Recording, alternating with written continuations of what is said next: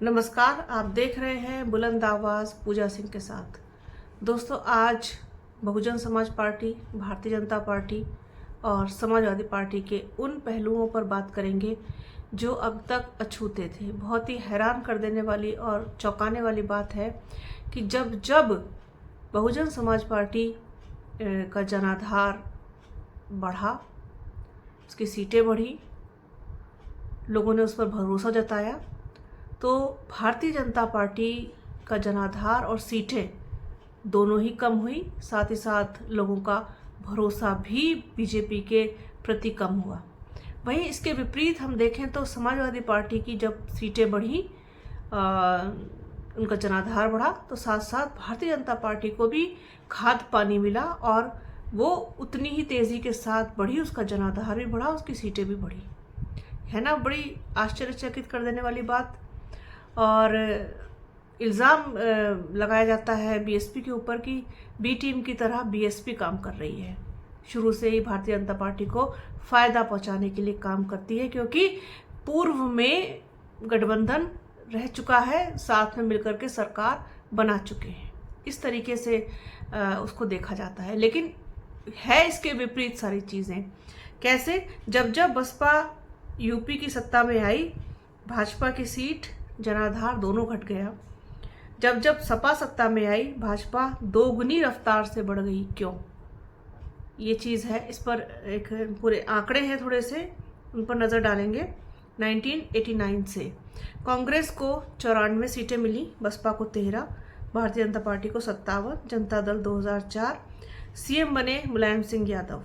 1991 में Congress 46, Baspa 12, Bhajpa 211, Samajwadi party 30, CM बने कल्याण सिंह। 1993 बसपा को 67 सीटें, भाजपा को 174। अब यहाँ से आप देखना शुरू कीजिएगा। सपा को 109, कांग्रेस 29, सीएम बने मुलायम सिंह यादव बसपा के समर्थन से। इसके बाद 2 जून 1995 को गेस्ट हाउस कांड हो गया, बसपा ने सपा से समर्थन वापस ले लिया।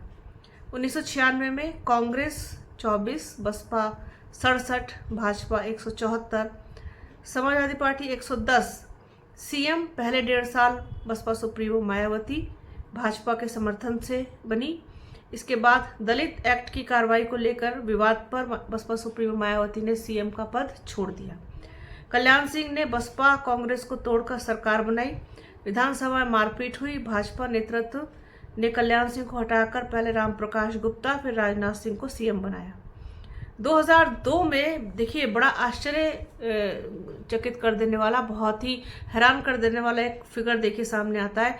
कांग्रेस को 24 सीटें, बसपा को 98 और भाजपा को 96 सीटें मिलती हैं। भाजपा की सीटें अब यहाँ से कम होना शुरू हो गई। कहाँ 1996 में 174 सीटें थी और ये आ जाती हैं नीचे सीधे 96 पर।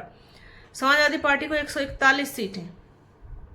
अब बराबर से चल रहा है मामला, लेकिन बसपा जहां मजबूत हुई वहीं बस इसकी भारतीय जनता पार्टी की सीटें एकदम डाउन आ गई। फिर राजभवन के सामने एक धरना प्रदर्शन में समाजवादी पार्टी के एमएलए मंजूर अहमद की हत्या हो जाती है और केंद्र सरकार ने राष्ट्रपति शासन लगा दिया। सीएम 2002 में बसपा प्लस भाजपा की सरकार, सीएम बनी मायावती और रघुराज प्रताप सिंह पर कार्रवाई को लेकर भाजपा से मायावती की ठन गई। इसके बाद मायावती ने इस्तीफा दिया, जबकि समाजवादी पार्टी खुल करके रघुराज प्रताप सिंह के समर्थन में आ गई। चुनाव की सिफारिश की, जिसे राज्यपाल व केंद्र सरकार ने नकार दिया। तत्कालीन भाजपा नेताओं के अप्रत्यक्ष समर्थन से एक बार फिर से मुलायम सिंह यादव सीएम बन गए। अब आते हैं 2007 में। 2007 में बसपा सुप्रीमो मायावती और बसपा ने एक नारा दिया, चढ़गुंडन की छाती पर मोहर लगेगी हाथी पर। इसने बहुत काम दिखाया, बहुत असर दिखाया। और उसके बाद कांग्रेस 21, बसपा 207 और भाजपा देखिए मात्र 51 सीटों पर सिमट गई। समाजवादी पार्टी 97 सीटें मिली, सीएम बनी बसपा सुप्रीमो मायावती। ये सबसे बेहतरीन और स्वर्णिम काल रहा है बहुजन समाज पार्टी के लिए 2007 से 2012 का।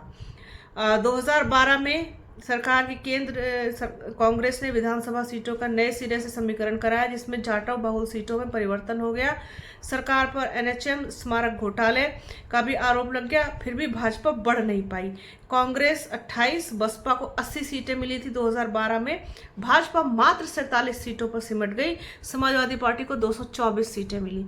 यानी कि सीटें भले ही बसपा की कम हुई तो भारतीय जनता पार्टी की सीटों को उसने बढ़ने नहीं दिया।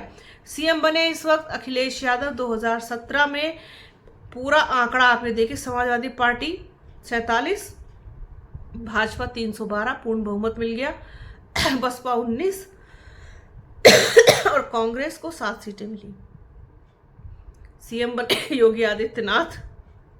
2022 के बाद से जो कुछ भी हो रहा है वो आप लोगों के सामने है, और कुल मिलाकर के ये कहा जा सकता है कि जिस तरीके से बसपा के ऊपर ये एलिगेशन लगता रहा है कि वो बीजेपी को सपोर्ट कर रही है, बीजेपी की बी टीम है, बीजेपी के साथ है और ऐसा वैसा, वो उतना है नहीं कुछ, क्योंकि जब जब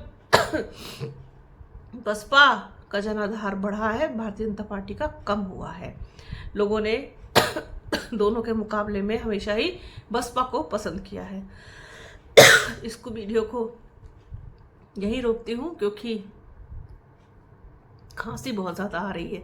तो ये चीज़ एक सामने आई थी, एक चौंकाने वाले फैक्टर्स सामने आए थे, सोचा आप लोगों के साथ कुछ शेयर किया जाए। तो बने रहिए हमारे चैनल के साथ। हमारे चैनल को लाइक कीजिए, शेयर कीजिए, सब्सक्राइब कीजिए, बेल आइकन ज़रूर दबाइएगा।